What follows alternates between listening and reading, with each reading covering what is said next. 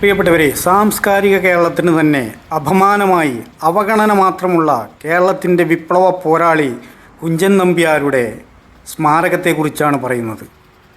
അങ്ങനെയല്ല പറയേണ്ടത്. കേരളത്തിൻ്റെ മഹാകവി കുഞ്ചൻ നമ്പ്യാർ, കേരളത്തിൻ്റെ തുള്ളലെന്ന കല പഠിപ്പിച്ച കുഞ്ചൻ നമ്പ്യാർ. പാലക്കാട് ജില്ലയിൽ പാലക്കാട് ഒറ്റപ്പാലം റൂട്ടിൽ ലക്കിടി അടുത്ത് കിള്ളിക്കുരിശിമംഗലം എന്നൊരു സ്ഥലമുണ്ട്. ഭാരതപ്പുഴയുടെ തീരത്ത് സ്ഥിതി ചെയ്യുന്ന ഒരു ഗ്രാമമാണ്. മഹാനായ മലയാളത്തിൻ്റെ കവി, സാധാരണക്കാരൻ്റെ പോരാളി കുഞ്ചൻ നമ്പ്യാർ ജനിച്ച സ്ഥലവും അദ്ദേഹത്തിൻ്റെ വീടും സ്മാരകവും ഉൾക്കൊള്ളുന്ന സ്ഥലത്തേക്ക് കടക്കുന്ന കവാടമാണ്. 18-ാം നൂറ്റാണ്ടിൽ ഉണ്ടായിരുന്ന അനീതികൾക്കെതിരെയും പാവപ്പെട്ടവൻ്റെ പടയാളിയായി വന്ന ഒരു കലാകാരനായിരുന്നു കുഞ്ചൻ നമ്പ്യാർ.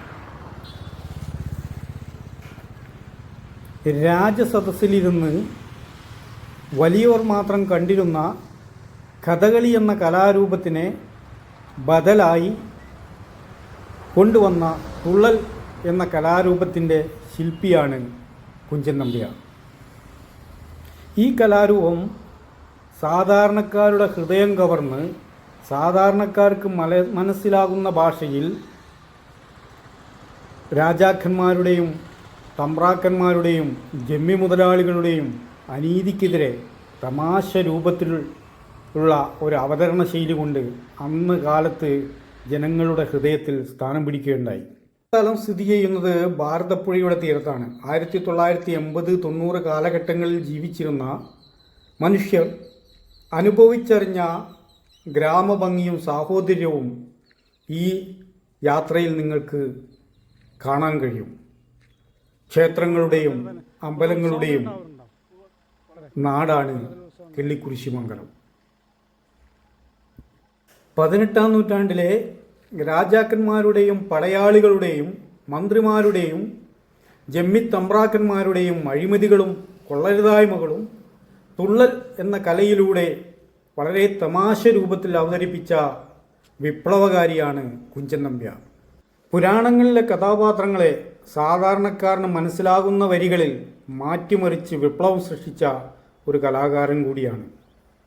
പാടങ്ങളും പാടശേഖരങ്ങളും നെൽവയലുകളും ആയി വളരെ ഭംഗിയുള്ള ഒരു പാലക്കാടൻ ഗ്രാമഭംഗി ഈ യാത്രയിൽ നിങ്ങൾക്ക് കാണാൻ കഴിയും.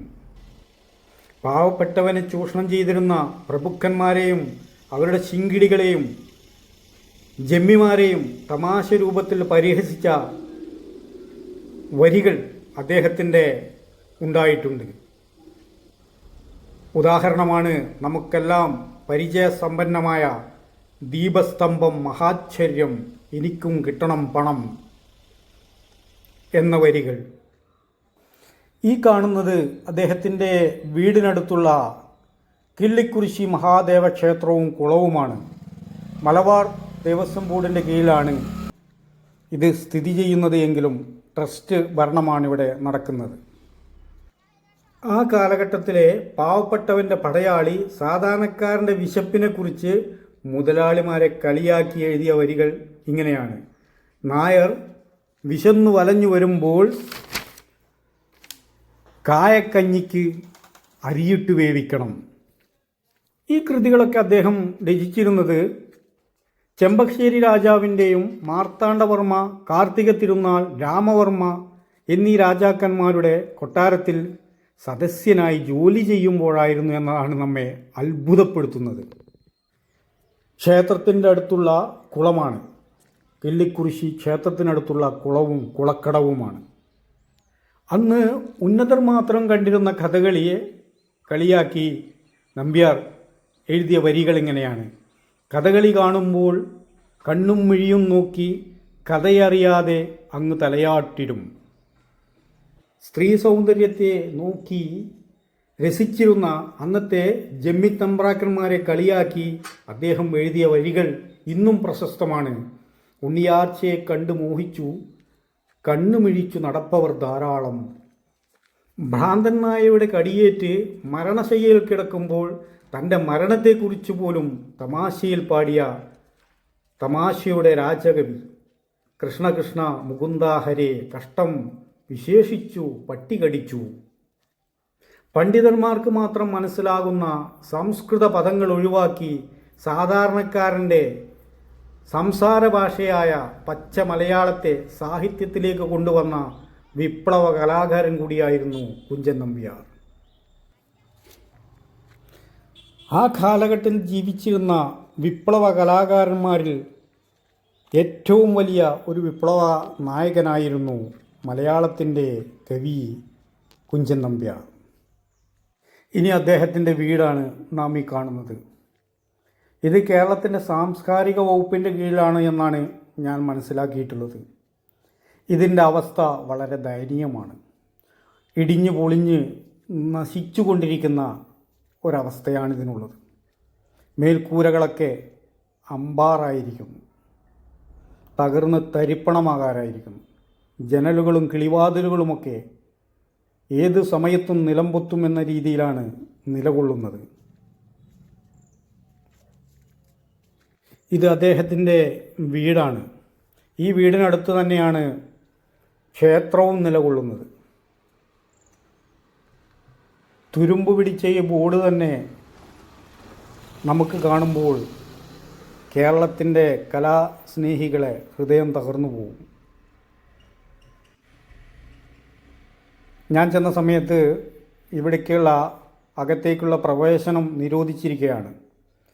അതിൻ്റെ മെയിൻ കവാടത്തിൽ ചെന്നാൽ നമുക്കിതുപോലെ ഒരു ബോർഡ് കാണാം, പ്രവേശനം പാസ് മൂലം ബെസ്റ്റ്.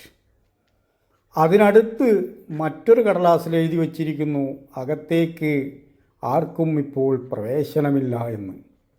അങ്ങനെയാണല്ലോ നമ്മുടെ അധികാരികൾ. ഇത് കുഞ്ചൻ നമ്പ്യാരെ സ്നേഹിക്കുന്ന, കേരളത്തെ കലയെ സ്നേഹിക്കുന്ന ആളുകൾ വരുമ്പോൾ ഇതിൻ്റെ അകത്തുള്ള ഈ ഇടിഞ്ഞു പൊളിഞ്ഞ് തകർന്ന് തരിപ്പണമാവാൻ പോകുന്ന ഈ വീടുകളുടെ ശോചനീയാവസ്ഥ കാണാതിരിക്കാൻ വേഗം എന്താ ചെയ്യുക, പൂട്ടിക്കളയാം. അകത്തേക്ക് പ്രവേശനമില്ല, ബെസ്റ്റ്. ഈ പുരാതന വീടിൻ്റെ മേൽക്കൂര നിങ്ങൾ കാണണം. ഒരു മഴ പെയ്താൽ ഒരു തുള്ളി വെള്ളം പോലും പുറത്തേക്ക് പോകാതെ അകത്തേക്ക് തന്നെ ഇറങ്ങിക്കൂടും.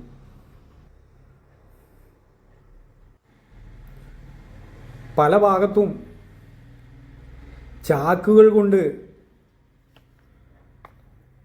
മൂടിയതും നിങ്ങൾക്ക് കാണാൻ കഴിയും. മഴവെള്ളം താഴേക്ക് ഇറങ്ങാൻ പ്ലാസ്റ്റിക് ചാക്ക് മുകളിൽ വെച്ച് മൂടിയിരിക്കുന്നത് കാണാൻ കഴിയും.